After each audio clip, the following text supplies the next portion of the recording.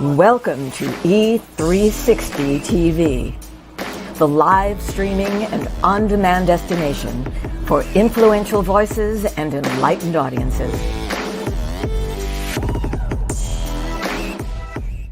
We offer trending, grassroots, and purpose-driven content across a diverse range of interests. E360 TV is more than just watching programs. We offer the ability to interact with live shows connecting audiences to real, authentic influencers and storytellers while streaming to millions of devices.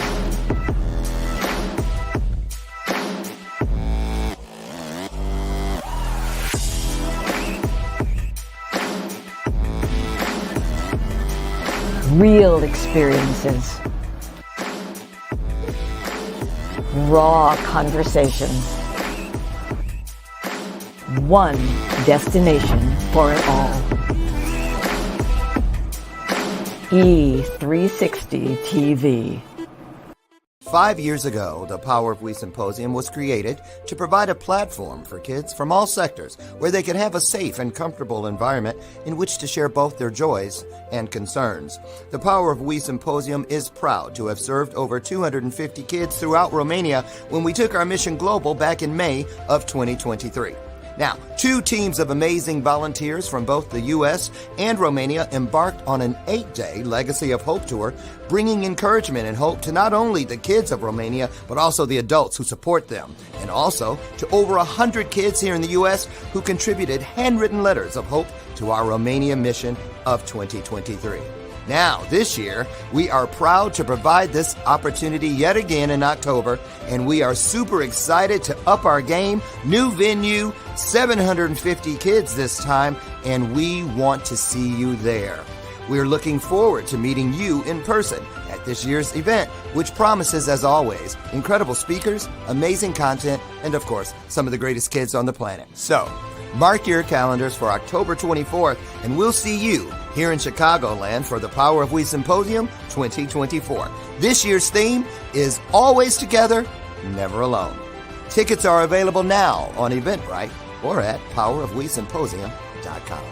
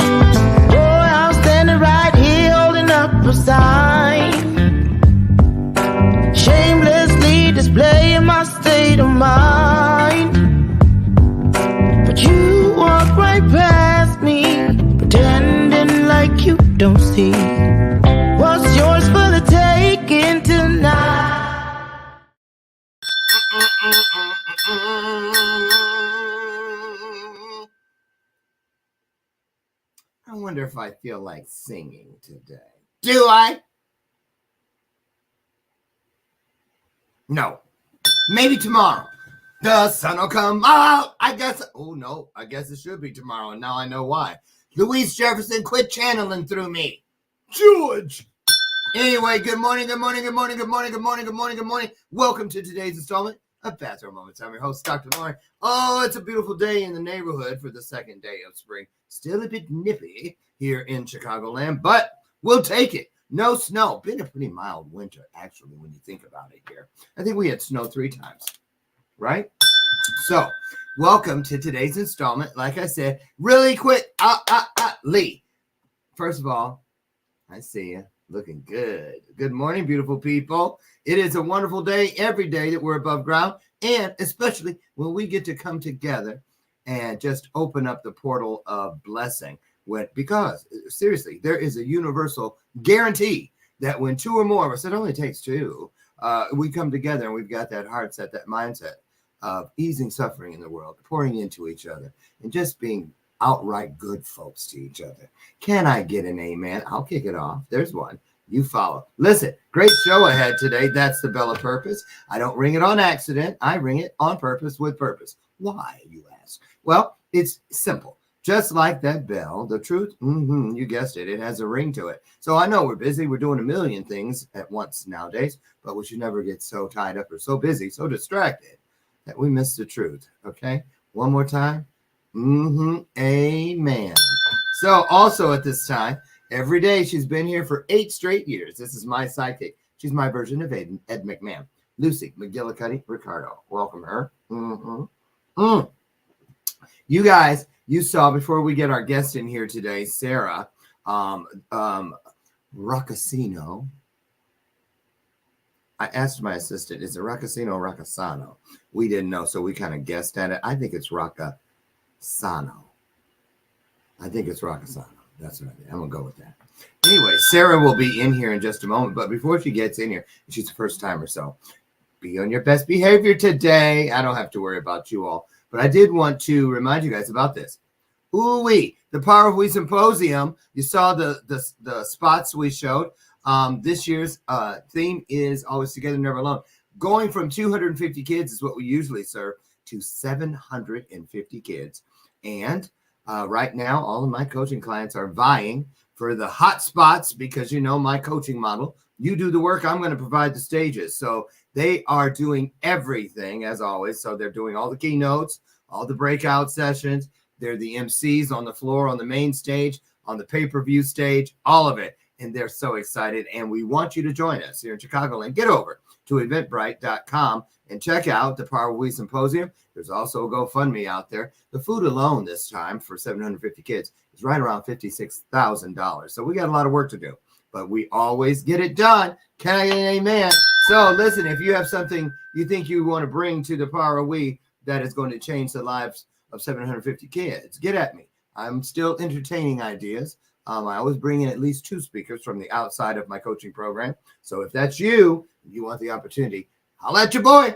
There you go. Last thing, we are so proud that we are inside the Los Angeles Tribune magazine. Again, my coaching clients love them. They are some of the best people on the planet. 15 of them went with me in May. We went to Romania, sponsored by the U.S. State Department. We went with diplomatic immunity, had a great time, changed a lot of lives, but more importantly, all of our lives were changed, and that's what we want for you. We're going to be announcing our next international tour here in, I think it's April 22nd, 22. That's a divine number for me. And if you are one of the people that might want to go with us to this next place, I'll tell you this. It is an Asian country that starts with the letter S. And the end of it is something like if you want to pour. That's all I'm going to say. I think I gave it away. I can't keep secrets. So anyway, our guest today has a book, Sara's book, Emboldened Adventures. You see it on the screen right there. And so that's what we're going to talk about with her today, these emboldened adventures. A lot of people think they know what an adventure is, but I think we're going to get a new definition of today.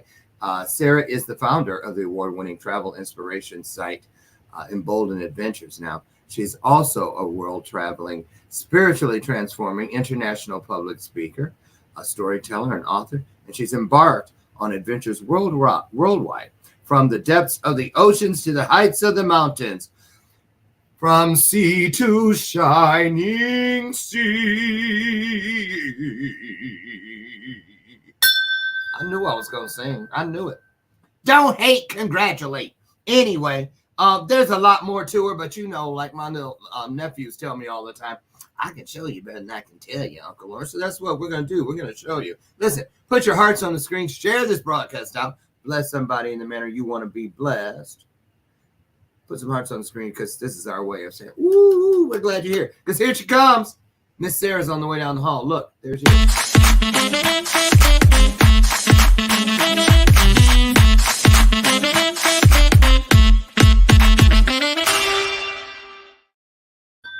Hi, Dr. Lauren. How are you, Sarah, from Emboldened Adventures? www.emboldenedadventures.com/about.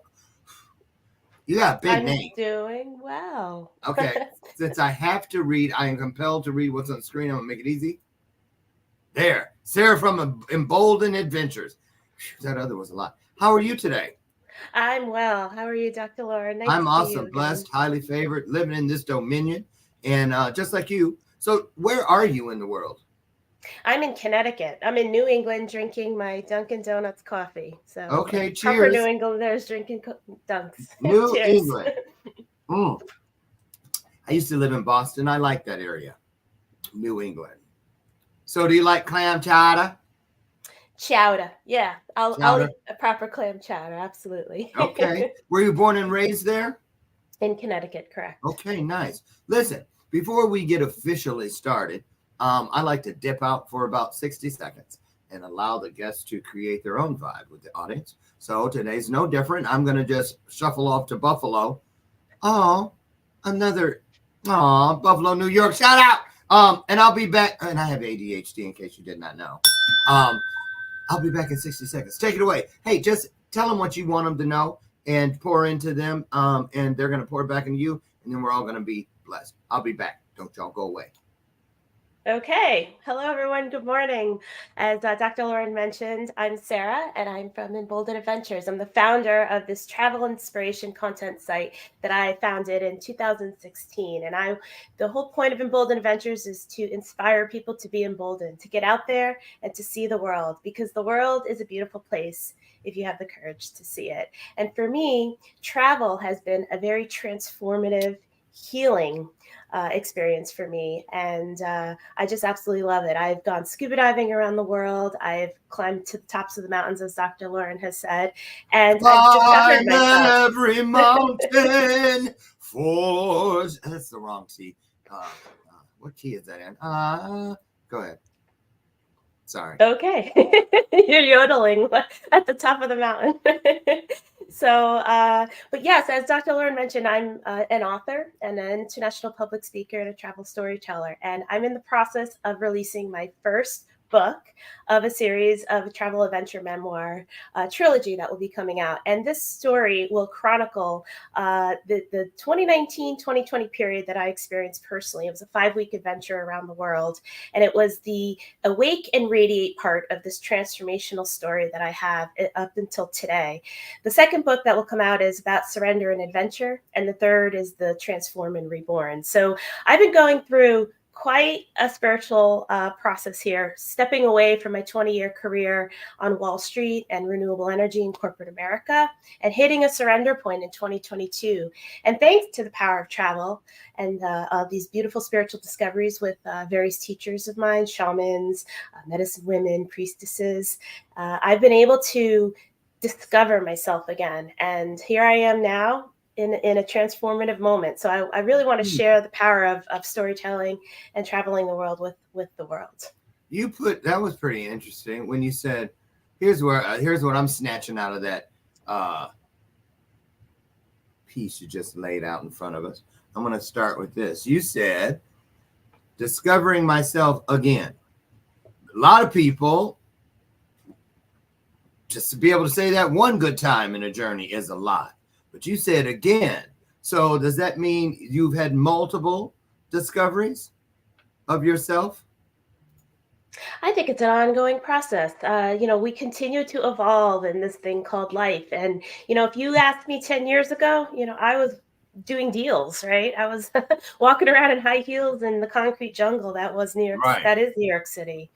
And here I So, am now so if you in a point back different. to where the first one was, not to cut you off, but I told you ADHD. It's not me. It's it. So, um, so what was that first or that previous one to this one with the adventure where you quit your job and all that?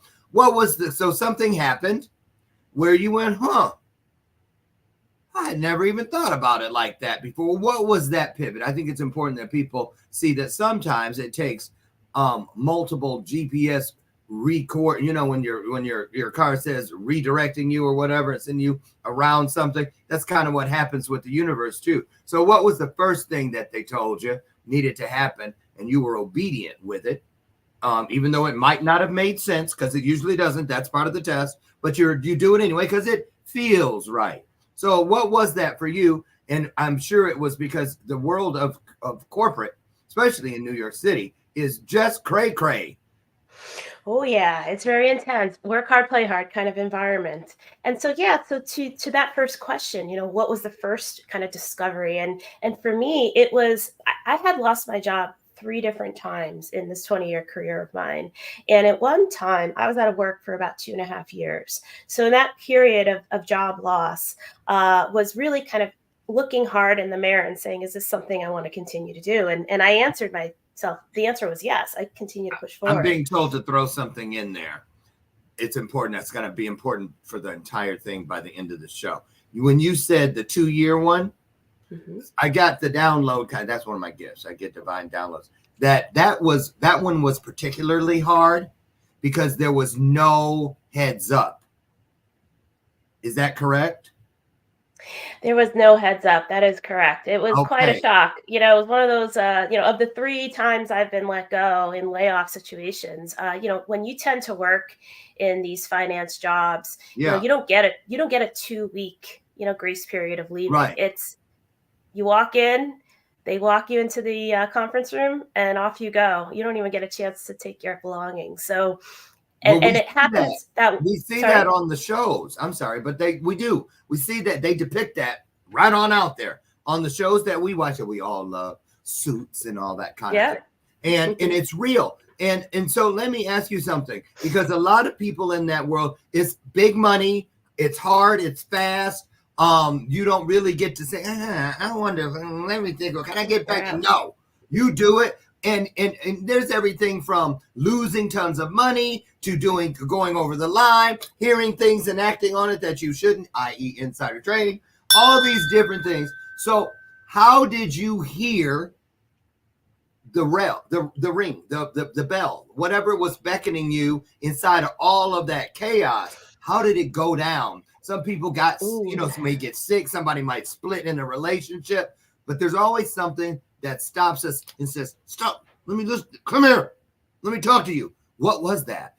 Oh, you're picking up really good, Dr. Lauren, because I I remember told you, I love it. I'm feeling the goosebumps now. I can feel your connection this is a because great part of your story. This is a great part of your story.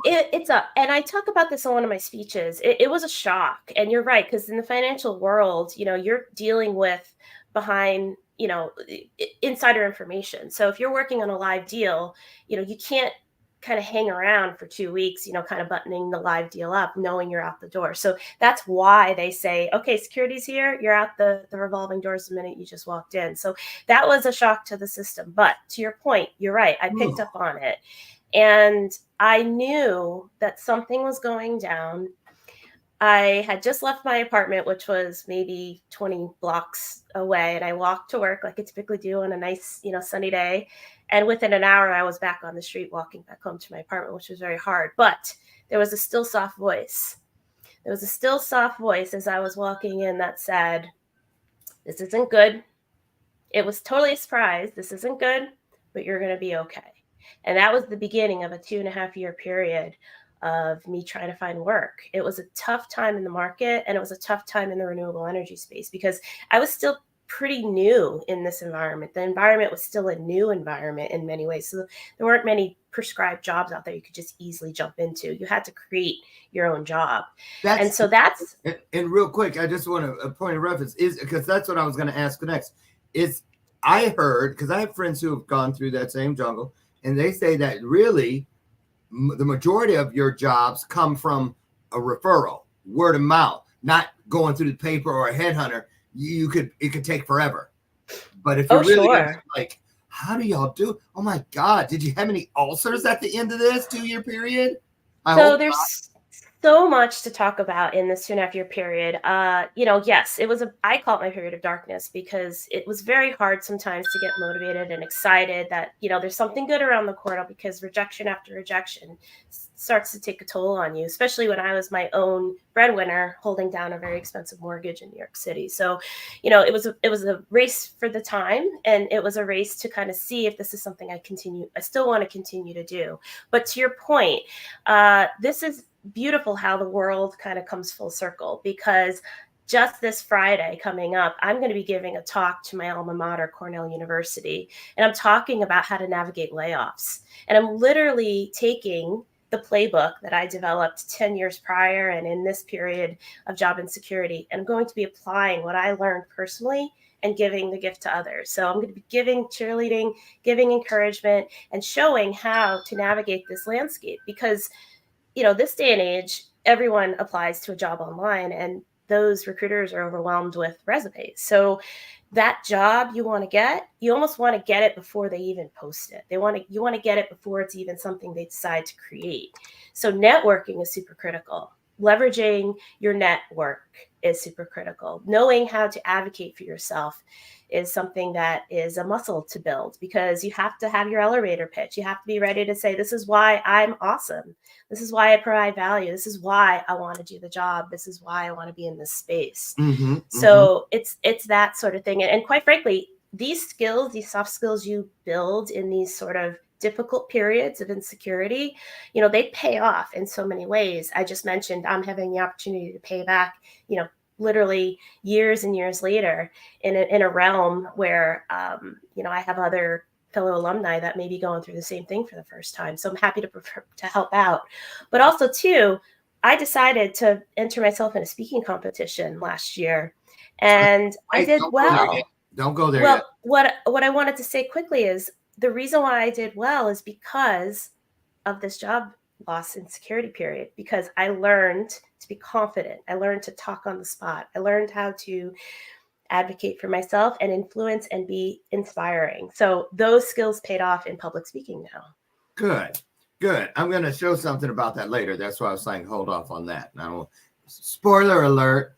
I want to go back, because when I chose the word chaos or chaotic to describe the corporate world for so many, I have, I don't know, maybe 7 or 8 coaching clients that either are still in the jaws of the monster, or they, have most recently gotten out, and for different reasons. But it is a lot of people think they understand from what they see on television or what they hear from people through the grapevine, but it's a lot. It's a lot for a lot of people. But you said still soft voice, a still soft voice. And that's why I believe I knew it was that. I did. I know, because there's only one way with that.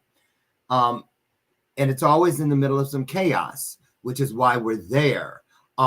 Because you can hear it louder than anything, that still soft voice, when you're in the midst of some chaos, which is why the eye of the storm is not such a bad place to be if you understand what can come from it. So, because I don't believe the universe, there are any mistakes. That's just their way of keeping all of our shit interesting.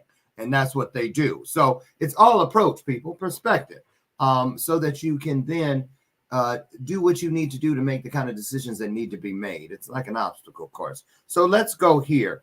You, first of all, have you ever heard of the Woodbury Brewing Company, by the way? Oh, it's so interesting. You realized you were wearing it.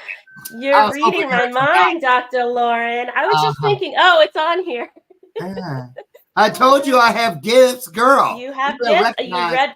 I literally was thinking about this. I'm like, it's on camera. Yes, Woodbury, Connecticut. Shout out to Woodbury. Right on time. There we go. Let's go into, I really want to talk about, well, first of all, what I love about the brand, it's like a double indemnity. It's got a fence and another fence around it to protect it. And what I mean by that is adventures. A lot of, I love a good adventure, right? Because it takes a lot of courage. It makes your heart beat just a little bit faster. But then a lot of people don't pull the trigger. They plan it. They put them on bucket lists, but they never get to the bucket and they don't do the list. So the emboldened piece is that double fencing that I believe. That's how they show it to me when they show it to me.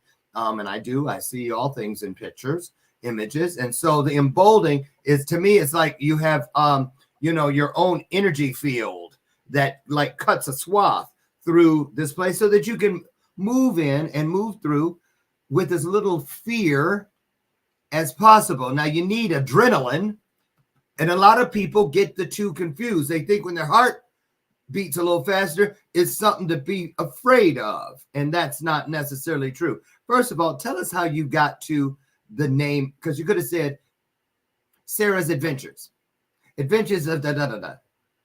Anything, but you chose emboldened. Why? And I think they're telling me there were a lot of, you knew it, but you played with it, with that name. So tell me why you landed and stuck with emboldened. What were they working with you on with that? Oh, Dr. Lauren, you're really on the mark here. Yeah, I think you're seeing the image of me sitting at the kitchen table, literally going through the thesaurus of all sort of words that inspire and encourage.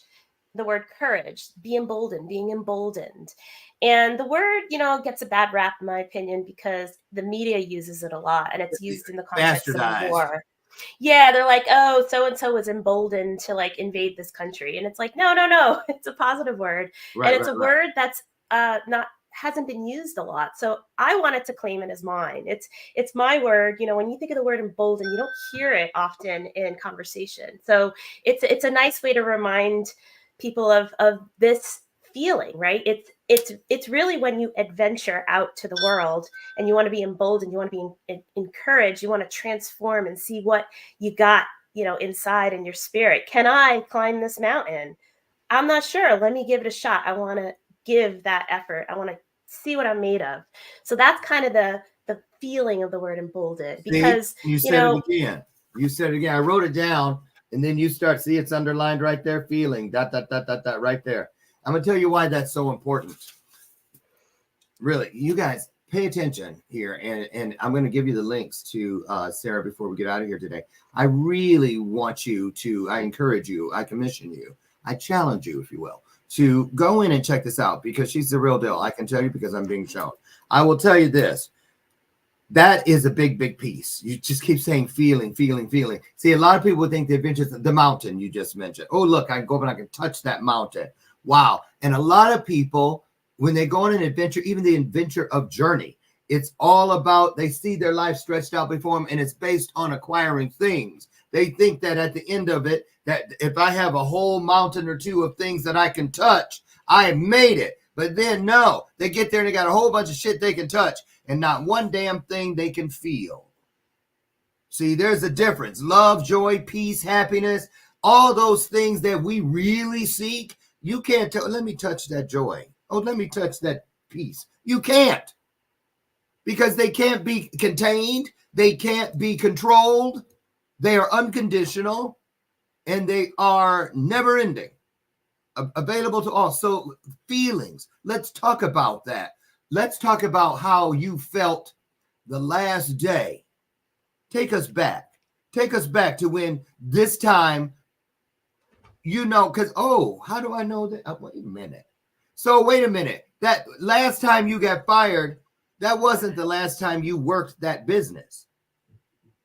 No. So I walked away in 2022 cold turkey. That was my choice. The last time I'm like, peace out. Correct. Right. Yeah. Okay. Mm-hmm. That's why, because see, I started to describe it and I was like, wait a minute. She never said that. Right. See, a lot of people, we were assuming for agreements, don't do it, that when she got let off the 2 years, she never went back. No, she did.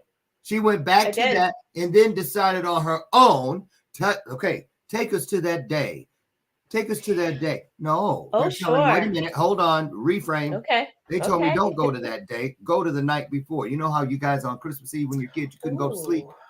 They said that was that kind of night. Tell us about that night before you got up and it was the last day. Oh, interesting. I never really thought about the night before. I suppose it was.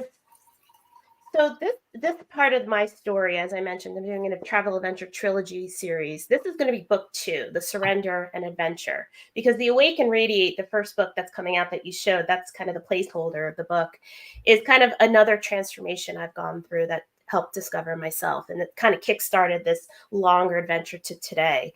But the Surrender and Adventure, that surrender point, is what you're hitting on the night before that led up to the day of.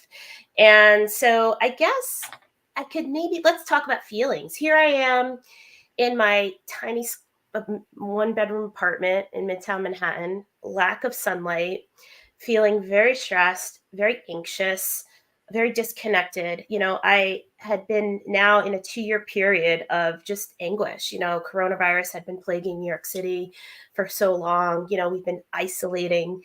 And this job I started in mid 2020. And the entire time, even though it was just 20 blocks downtown, I spent all of it in my apartment working. So isolation upon isolation, right? And working for a team that half of the team just got up and left midway through the 2 years I was working there. So there was lots of changes, lots of chaos, lots of intensity, just, constantly hearing people, very angry and just, a lot of like, and so I had these very headphones on and all these kind of, Zoom calls that we were having, to kind of do the sort of work we were doing. And so leading up to, I was just about to present to the senior leadership team. So I was, I guess that night before I was getting ready to make a great presentation to, ask for why we should move forward on a particular thing we were trying to do. And this was something that we, had been working all summer on, and we kind of got the rug pulled out from under us again, chaotic, a very chaotic work environment and no sort of communication. And so the whole summer we were working really hard and presenting this reformed model that we did. And then all of a sudden, the communication came that, nope, we're going to pivot and you're now going to have to go externally and get this model done externally. Okay. And so that was the presentation. And as I was giving it that day, I was getting interrupted and I was told, in mid-sentence that my job title was going away. So it was a very inappropriate time to inform me about my, yet again, getting shuffled around this organization. So you're doing a presentation. So is everybody still with me, following me? Glenn? So you got any plans for where you're going to be working this time next week? Excuse me, Glenn? I mean, kind of the same thing. Just, like you said, inappropriate. You're being very gentle and nice about it. But let's talk about it. When it came in, like somebody threw something from the audience that hit you in the face. Who threw that kind of a feeling? What started playing in your mind? Sure. It was here we go again. And it wasn't a suggestion I was being let go. That wasn't it. It was constant chaos of being repositioned. I was already on my 3rd manager at this point, and it just was a very chaotic environment. So, something I had worked toward, we've been communicating about, we've been getting championed about this kind of position I was in, and then all of a sudden, just again, the rug getting pulled out from under me. So I was shocked. Well, okay, shocked, but they just told me, yep, she was shocked, but she really wasn't surprised. I was not, but I had the wherewithal and the fortitude to say, okay, keep calm. Give it a minute, a pregnant pause, uncomfortable silence, because that was a dick move. So here it is, Sarah. Here it is. Start moving everybody into that place where you now are faced with choice. And that's when it really gets, you get off the tilt-a-whirl and get on the zipper. You know what I'm saying? The ride changes from, right. You know what I'm saying? And sure. What did you reach to validate your instincts / suspicions? Because how we come in decides which one of those words right there we're going to choose. Instinct, my hunches, something tells me, or suspicious. I don't know. You know what I'm saying? Because one's fear-based and one is not. Yes, and I was not fear-based. So after we, I pregnant pause, continued on with the talk, hung up the phone, the video conference what we were doing, and then after having a quick call with my manager saying, well, what was that about? And he was like, yeah, we were talking about it, you shouldn't have did it, whatever. But after all that, I kind of had a moment in my kitchen and I said, that's it, I surrender. So you kind of let the cat out of the bag? Yeah, it was just that they were just reshuffling yet again. And it just was something that was, delivered just not in the right time. But I get the feeling it was a benefit to you. Oh, sure, because yeah. Okay. Yeah. Okay. Yeah. So now we're at the march out, the walk. I go to Game of Thrones. Remember when she was walking, somebody threw that poop and it landed on her shoulder. And sure, Cersei. Shame. Talk about that last walk. I have a feeling it wasn't a shame walk at all. It was more liberating. Like the shackles had fallen off. Talk about that. How long did it take for you to feel this new attitude approaching? Well, it took me 3 months. I took a leave of absence and I said, that's it. I'm getting on a road trip and I'm going. And that's when my adventure piece began, the surrender and adventure. Yeah. So that's where I went up the Pacific Coast Highway. I started to now, deepen my connection in spirituality, connecting with the power of the redwood trees, the power of El Capitan and Yosemite, the transformative and metamorphic energy of the butterfly in Santa Cruz, the humpback whale kind of energy of nurturing and rest. So I was fortunate enough to have an opportunity that just kind of came my way, within weeks. And that really opened my eyes to this year of adventuring and surrendering. Crossing guard of purpose is walking out into the middle of this intersection in 3, 2, 1. There. Okay. You said just kind of happened. Let me tell you something. You ought to know. You know it. Nothing just kind of happens. There are all kinds of air traffic controllers, if you will. The Julie McCoys of the universe. And that was an old reference from Love Boat, for those of you who don't know. Google her. But you know what I'm saying. And that's important too. Because here's the deal. Somebody is crying out right now to whatever they believe is greater than, oh Lord, oh Jesus, oh have mercy. Oh God, help me. Oh Father Abraham, whatever. Oh universe, whatever. And then when their answer comes, ooh, girl, I'm okay now. What, huh? How'd I get through? I don't know. Out of nowhere. It just got paid. Just out of the blue. See, you call on something when you're in trouble, you better call up and thank it when you're out. Gratitude. So that's why I went through all that just to get to that point. So you know this already, y'all. I know. Yeah, and another thing people should remember, y'all, Sara, remember now, just started all this in the last quarter of last year. So you're out there walking through I'm grown. I've been doing this, you know what I'm saying? And people don't realize it because you make it look easy. So I'm just saying. So go back now and tell us, do you really feel it just kind of happened?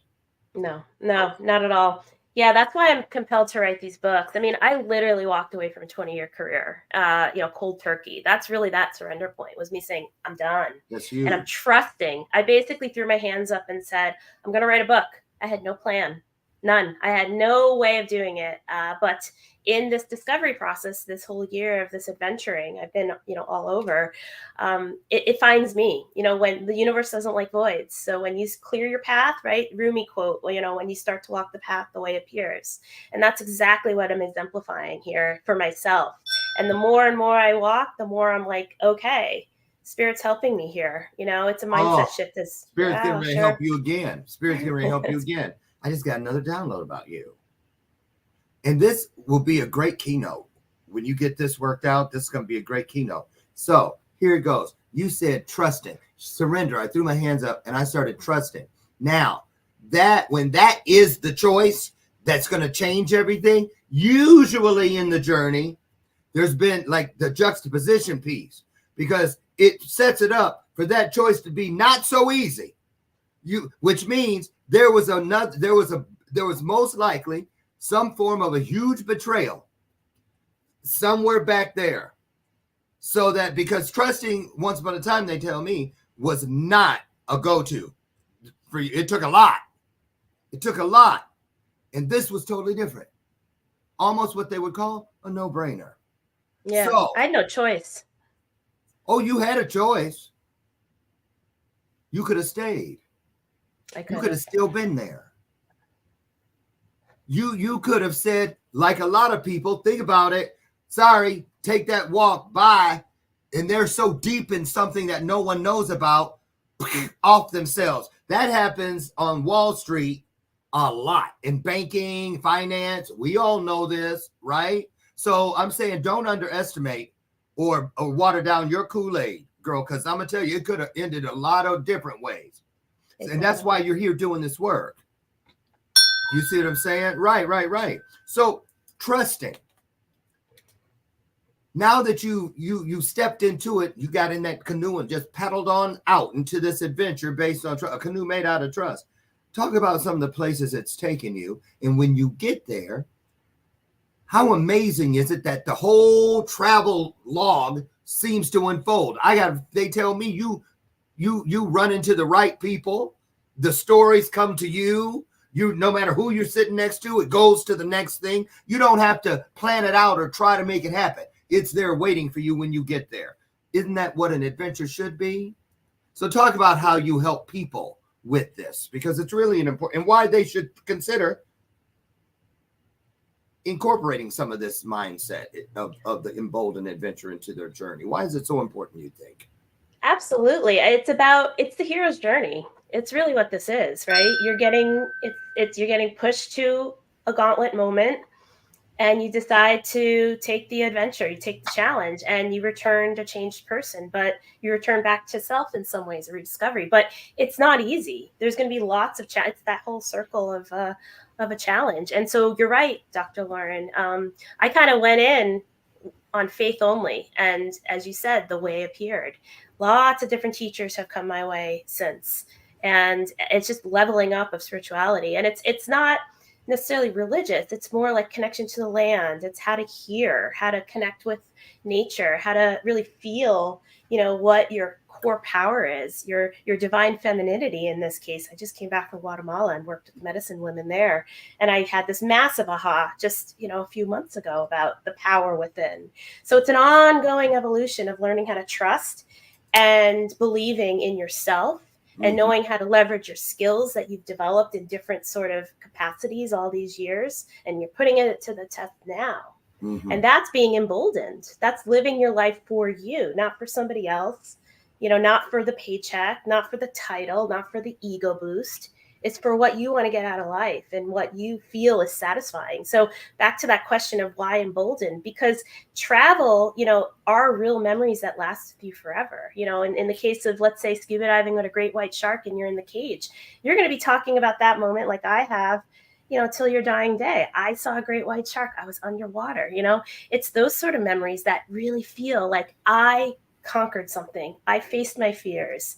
I can feel proud of being able to get through this hard moment and having trust and being supported along the way. So that's exactly what these trilogy books are about. Yeah. Let me tell you why that too is so important. I'm really loving this conversation today, y'all. I'll tell you why that's so important, because what you just described with the white, underwater and seeing the shark and how you'll never forget it and blah, blah, blah, all of that. The difference in that and somebody who's telling about when they went to Magic Mountain. Nothing wrong with Magic Mountain.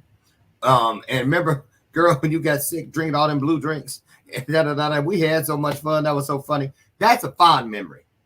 But what you described, the way it's seared, it's to beyond a cellular level, that's a divine memory.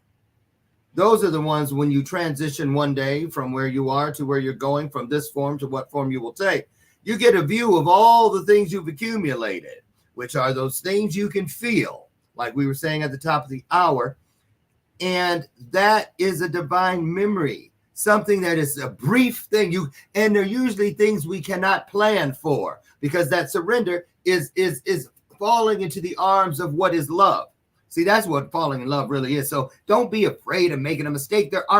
There's no such thing. Because if you trip, we got you. We're gonna catch you. You're falling in love. You're there. I got you. So you move. So let me ask you this. Which came first, the chicken or egg? Do you know before you go on an adventure what it is you hope to find there? Or are you just simply open and it finds you? A little of both.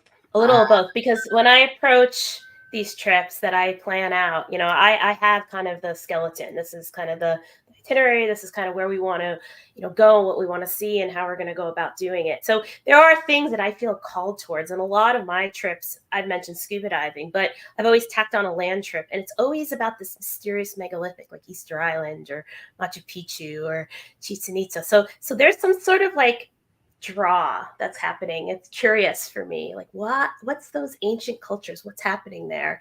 And it's and so that is kind of a little bit of letting the flow happen. I'm here now. Okay, now what's going to happen? And so you mentioned the 4 agreements. I want to bring that up real quick.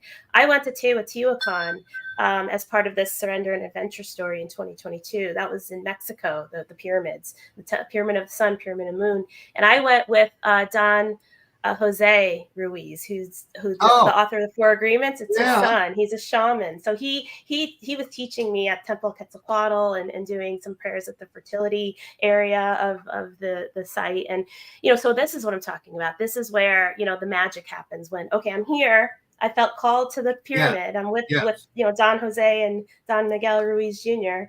And now I'm learning through them. Exactly. And I'm going to drop another one in here, you guys. So when Sara was talking about surrender at the beginning, now what she just most recently explained is a key piece. Because when you surrender and it switches over, right? It's where everything, it's that intersection in your journey where everything comes together. It all begins to make sense. It's what it's always been about. All of that and a bag of chips, right? But here's the deal. A lot of us don't get to that point until we cross the meridian. That is age 50. Because it's at that point that you just cannot help it. You start thinking, oh shit. I probably have more life behind me than I have in front of me, unless I want to make it to 100. And it just for the record, I plan on making it to 100. I'm trying to be the black male Betty White. That's what I'm trying to do. But here's my point here. Surrender is part 1. Maintenance of that mindset is the rest, because you have to remain open. When you said a little bit of both, perfect answer, because you have to frame it. You have to set an intention, but then you have to be flexible so that if the wheel needs to turn someplace you don't know why it's turning, like when you let your car do the driving, you can't hold it too tight because it needs to move, and you can't take your hands off, just put my feet up and read, because the driver, hands not detected on wheel. And a lot of people can't find that spot, right? That perfect spot, that where it's balanced, where it's a dance between you can feel it, but you're not touching it. That kind of thing. You know what I'm saying? You're not touching it, but you can feel it. Works in both directions. That's purpose. So now take us to this.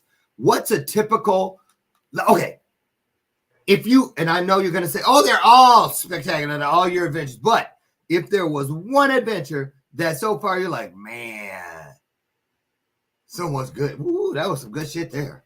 Man, every day just got better than the day before. Where was the one that just amazed you the most so far?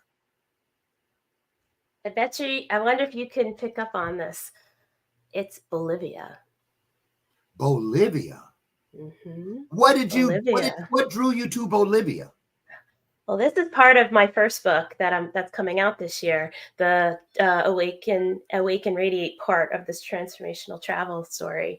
It was the 2, 3, this book. I don't have the title yet. I have it in my head. I'm not going to release it yet, but this close to finishing. It's going to come out this year. It And will. so this is about my 5-week adventure where I am awakening and radiating. I go from Morocco to the Amazon rainforest to work with the Peruvian shamans there, and then I go ahead to Bolivia. And then I come home to New York City during coronavirus. So where Bolivia comes into it, you have this mysterious Lake Titicaca.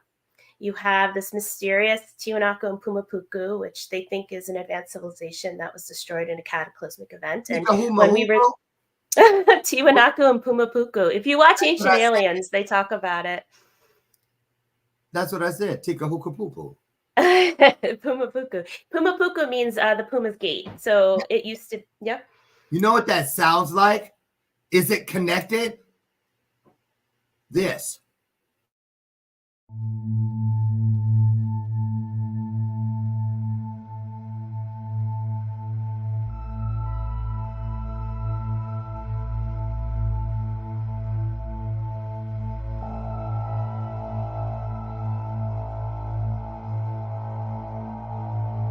I'm sorry, I love you, forgive me, thank you. I'm sorry, I love you, forgive me, thank you. I'm sorry. Okay, Ho'oponopono. Ho'oponopono. Ho'oponopono, but yeah, that. Oh, yeah. Oh, look, I have my Ho'oponopono beads. Okay. From Hawaii. No, so is there any similarity in that and what you were describing? No. Okay. Sort of. My book talks about the connection between the power of Hawaii, the Polynesians. So maybe believe that in happened. Kon-Tiki. You have Oh, well, it was over there. Yes, but okay, yes. right. Okay, Dr. Lauren, I think you're catching on because Wiracocha is a god that the pre-Inca in that area of the world believe in. Wiracocha is the creator deity. And Wiracocha also is thought to be Kon-Tiki, which is the Polynesian god. They have the same legend. And there you go. That's Hawaii, Ho'oponopono. And so I found in the book that I'm writing that it's all interconnected because you have the power of Polynesia, the same sort of folklore, the same sort of spiritual energy. And that's the calling. I went to Hawaii first in 2013, again, during job loss, and then also into Machu Picchu in Peru in that time in 2013. And here I am again, going to South America, making the connection, seeing the spiritual power, understanding the power of Wiracocha. So Tiwanaku and Pumapuku, the sun gate is actually to Wiracocha, who is the creator deity, similar to the creator deity in Polynesia. You know how you're the second person that and that's interesting that I was thinking of saying it like that. I was going to say that I'm really closely connected to, and we just met today. That's interesting. But one of my coaching clients, Amy Joy, and she went with me to Romania. She's like you. She traveled all over. She was our realtor in Mexico when we were buying down there like 8-9 years ago. And now she has a healing center at the top of a mountain with this high frequency in Cancun. And when I hear you talk about these places and what, connecting the dots, it's like some of us, when we're awakening and we're growing and we're evolving, we do it on as if we were tying our shoe. But then what happens is we think we tie it tight because it's a shared custody thing. Pick it up when you want that. You can look down, your shoe's untied. But then there are those who do what you guys do, where it's like you click it in. When you go to each one of these places, you find a piece that clicks in like a seat belt. And the difference is I've tied a shoe and it's untied itself. But I've never had a seat belt unclick itself while I'm in it. So I don't know if anybody gets that, but what I'm saying is it's like some powerful something connecting all these different things that are different but the same. That's right. You find it every time you go. It's like the thing that's down the middle is everywhere. It's the stuff around it that changes. So that's right. So how have you grown? In what area would you say you've grown the most? Surrender, faith, your grit. What change in you as a person would you say has shocked you the most? I could have never seen that coming from being emboldened within these adventures? That's right. My leveling up, as I called it, just happened in Guatemala when I was working with the Mayan medicine women. And that's when, as I mentioned, since I decided I'm going to surrender, I've been, going on this spiritual kind of awakening with my teachers from around the world. And this was a leveling up. And this just happened about 2 months ago, where I finally understood that there's no doubt in my mind that there's some sort of spiritual power here that's working in your favor. And you can manifest and you can work with it and you can trust. And then you know how to trust the feeling within, because this is your beacon. This is your foundational strength. This is who you are. And this is how you rediscover yourself. And then from there, nothing matters at this point, because you don't have to continue to look to say, I want to go back to this job that I was in. I got to go back to this career I was in. I need to go back in the cubicle and the fluorescent lighting, because that's how it is to keep my kind of life going in some ways. No, this is an awakening and a trust to continue to evolve and grow and level up, because now I'm a different person from who I was 5 years ago. But at the same time, I feel so much more empowered. I feel so much more attuned to who I am. I feel so much more authentic to who I am. And this is because I'm taking a risk and just kind of going on faith and just let it come to me. I'm letting it unfold, just like I said. When I walk the path, and that's the leveling up. Aha! It's this faith and this trust. There you go. And access, you guys. You gain access to places you have not had access to before in your journey, and you're allowing more of greater than access to you in those areas that you kept secret or hidden. And it's all about expansion. It's all about increase, and it's about counting every single moment as joy. Listen, I can't thank you enough for today, Sara. On the screen, everybody, are 2 roads to the Emboldened Adventures experience. The website up top and down below, ticker taping, Instagram. I'm going to take the liberty of dropping both of these links inside of your comment section for easy access immediately at the end of today's show, which unfortunately is now. So, yeah, I know it just flew by. What a great, great thing. I'm going to have to get you back because there's still a lot that I feel hasn't even been scratched yet as far as the surface. And but in the meantime, keep doing what you're doing, changing lives and easing suffering. I see big things coming for you. And that's not just a closing. That's the truth. I'm telling you. So listen, hey, you guys, here's the truth for you. God willing, I'll meet you again tomorrow morning, right over there on the front porch, where together you and I will have another illuminated conversation. Now, I ask you to get out there today, find that one E and that one R that takes everything you already are, great, strong, bright, nice, to everything nicer, brighter, stronger, bolder. You take it, you pick it, you make it yours. Do that and ease some form of suffering in the world and watch what happens inside your own world. I'm Dr. Lauren, and I'll see you tomorrow. And in conclusion, every day I tell you this as we get out of here, and I mean it. I really do. I love, love, love you. And there's not a damn thing you can do about it. Bye, everybody. Great job, great job, great job, Sara. Keep it up. Thank you for having me. Bye, everybody. Thank you. Of course. Bye, everybody. Bye-bye.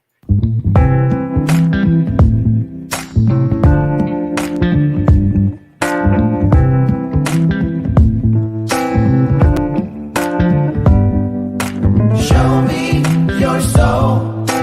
Baby, I'll show you mine. Show me your soul. Honey, it's way past time. How explicit do I have to be? Need I spell it out before you get it, baby? Show me your soul. And honey, I'll show you mine. I'll show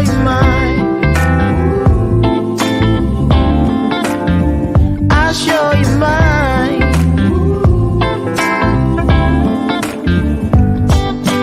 Boy, I'm standing right here holding up a sign, shamelessly displaying my state of mind.